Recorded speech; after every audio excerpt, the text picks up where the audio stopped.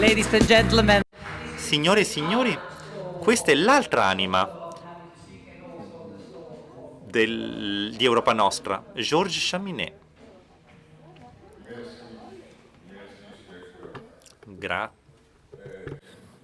Devo dire, prima di tutto, grazie alla Serenissima. Grazie a Venezia. È una benedizione di poter essere qui fisicamente, di essere ispirato da questa bellezza che ci intorna, ma soprattutto a questa ibridezza, non so in italiano quale sarà la parola più giusta. Friedrich Nietzsche ha detto: se c'è una città che potrebbe essere il sinonimo di musica, sarebbe Venezia. E perché? Perché una città di acqua, di ponti, di dialogo, è una città di porta verso l'Oriente, è una città dove il dialogo Occidente-Oriente è stato vissuto. È una città dove Claude Monet è stato. Lui è stato anche a Bougival. Perché Bougival? 20 anni fa, 21 anni fa, non è troppo sexy, 21 anni fa sono andato per la prima volta in questa città a 15 chilometri di Parigi, dove l'idea di Europa è diventata veramente l'obiettivo di tanti spiriti di quell'epoca all'Ottocento. Intorno a una figura che oggi commemoriamo i 200 anni della nascita, Pauline García Viardot, celebre cantante, compositrice, dessinatrice, epistolaria, poliglotta, un'europea. E intorno la storia stava indicando un cammino troppo pericoloso, quello del nazionalismo, quello dell'imperialismo. E dunque intorno a questa signora, che purtroppo è stata dimenticata da tanti anni, abbiamo convinto l'Institut de France. Pour moi, je l'appelle la mère Europe. On parle souvent des pères fondateurs de l'Europe et très peu des mères fondatrices. Et Pauline, cette femme polymathe, extraordinaire, et la Villa Viardot aujourd'hui est en train d'être restaurée et a été sauvegardée, car, pour tout vous dire, il y a 21 ans, quand je suis arrivé, tout cela était en ruine, ou presque.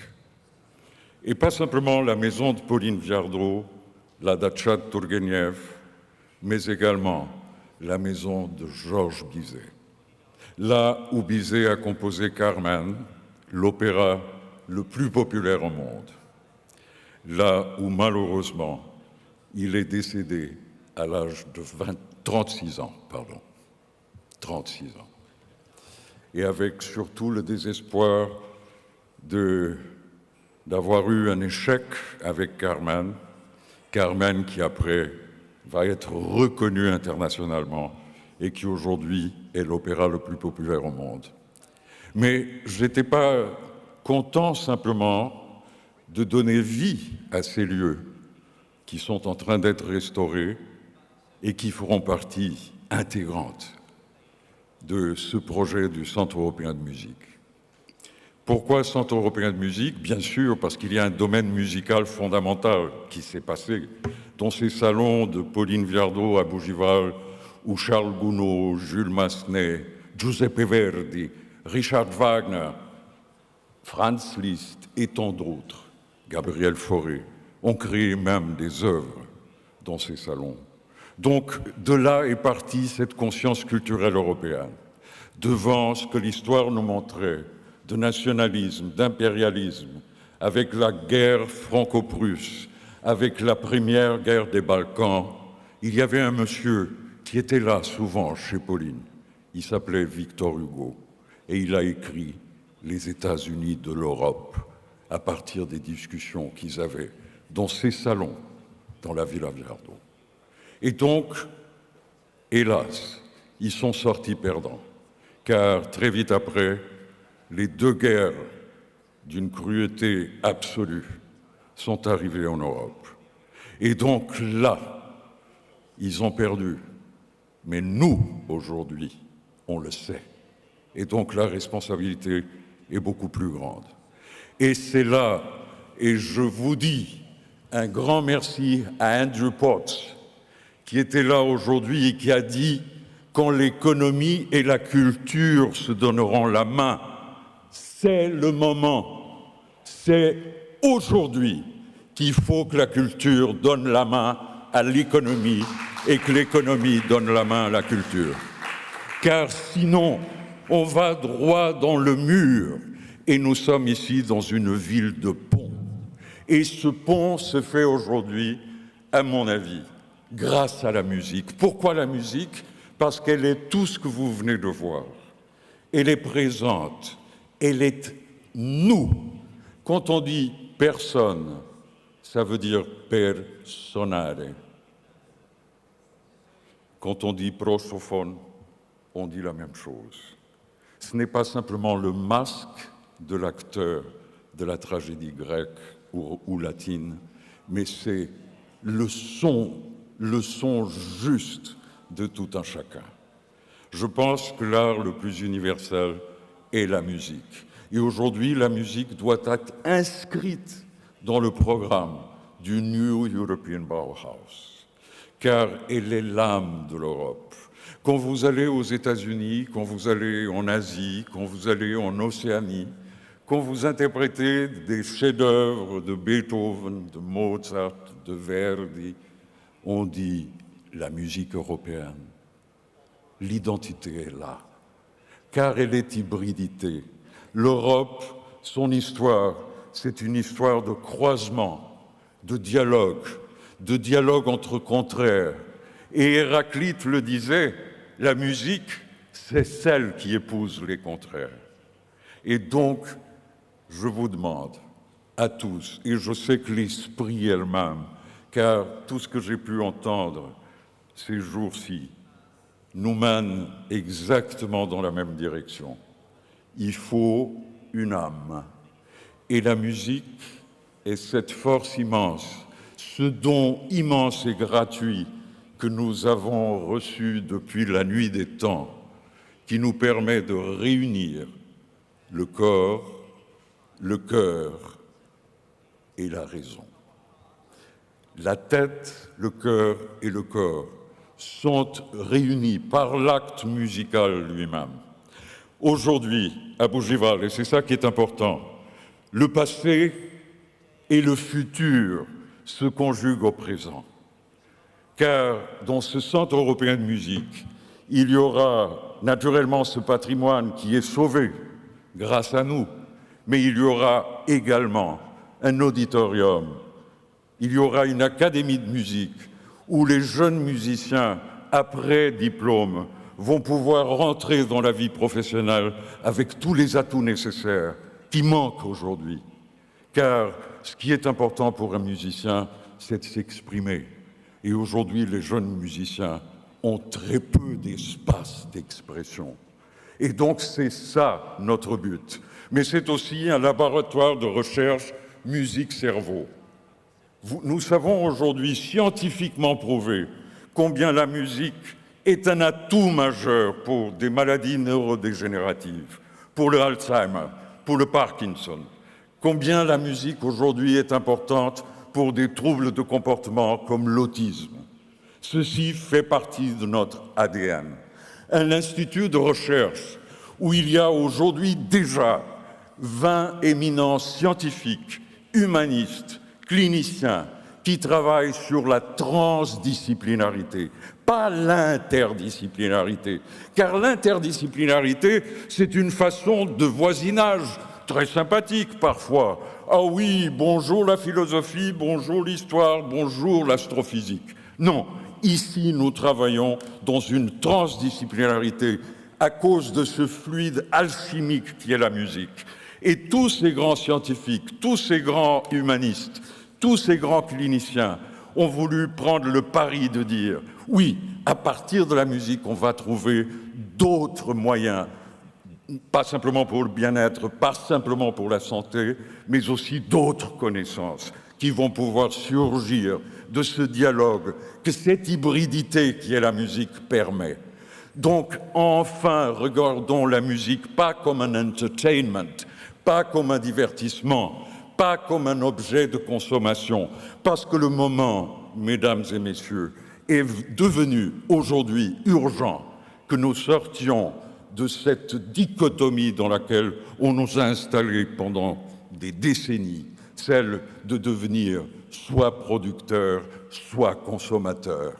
Nous sommes des créateurs, et c'est là, dans la création, que le Centre européen de musique veut apporter un sens nouveau, celui d'un homme qui ne sera plus un homme économique, mais un homme artistique. Car c'est dans la création qu'on trouvera le nouveau souffle et que nous tous, êtres humains, pourrons nous regarder les uns et les autres avec respect et pas ni avec des sentiments de supériorité, ni d'infériorité. Aujourd'hui, le projet du Centre européen de musique va bien au-delà. C'est aussi une maison intergénérationnelle où les musiciens, les jeunes musiciens de l'académie cohabiteront avec les musiciens retraités. Car savez-vous que la profession qui meurt le plus vite dans les maisons de retraite, c'est celle des musiciens. Ce sont les musiciens les premiers à mourir, car on les coupe de leur vie. Et donc là, dans cette maison intergénérationnelle, la transmission sera là entre les jeunes et les moins jeunes. Et peut-être que j'aurai une petite place aussi dans cette maison. Et last but not least, nous sommes aujourd'hui en train de créer un réseau de ce que nous avons nommé, avec l'aide inestimable de Opérel. Vous avez entendu tout à l'heure leur président Philippe Gimet, avec le promoteur immobilier Link City, avec les architectes Snøhetta et de Villers et Associés. Snøhetta, simplement pour vous dire, c'est eux qui ont fait la bibliothèque d'Alexandrie, qui ont fait l'opéra d'Oslo, qui sont en train de faire le deuxième opéra de Shanghai, et Kjetil Thorsen, le membre fondateur, l'architecte fondateur de cette grande firme, de grande cabinet d'architectes, m'a fait la joie et le plaisir de venir s'installer à Paris pour suivre les travaux d'architecture du Centre européen de musique. Et ces travaux d'architecture seront décarbonisés. Et ces travaux d'architecture auront des terrasses végétalisées. Et cette scène, la scène de Carmen, la scène de la maison de Bizet, va se réunir à cette colline des impressionnistes que nous avons défendue aussi, corps et âme, car elle était condamnée à devenir des lotissements. Et en 2001, je l'ai inscrite avec d'autres associations, nous l'avons inscrite au patrimoine naturel de la région Île-de-France. Ce ne fut pas tâche facile, car les promoteurs immobiliers étaient très intéressés par cette colline des impressionnistes. Donc, aujourd'hui, cette réunion de la colline des impressionnistes avec la scène, 30 hectares, où la musique fera partie aussi des logements qui seront acquis par tout et n'importe qui le voudra. Donc tout cela pour vous dire que le moment est venu, comme Beethoven nous demande depuis 200 ans. Dans le récitatif du baryton de l'Ode à la joie, de la 9e symphonie de Beethoven. Il écrit avec ses propres mots, et j'ai eu une chance inouïe, grâce à Europa Nostra, il y a 2 ans, à Berlin, de regarder le manuscrit de la partition de Beethoven. Et quand j'ai regardé la force de la plume de Beethoven, quand il écrit « Freunde, mes amis, nicht diese Töne », plus jamais de ces tonalités de division, de ces tonalités d'incompréhension et de violence, car on ne résout pas la violence en y apportant de la violence, car la violence est le problème même. Et dans le mot « solution », il y a « sol, ut », « sol, do », la cadence. Résolution, ré, sol, ut. Donc la musique est partout. Et donc Beethoven nous dit « Freunde, nicht diese Töne ». Donc c'est à nous aujourd'hui de construire cette tonalité de fraternité, de joie, de remerciement, déjà en face de la vie, de pouvoir la vivre, de pouvoir avoir la musique, l'art, la culture qui nous réunit, car c'est en nous réunissant que nous y arriverons. Merci beaucoup.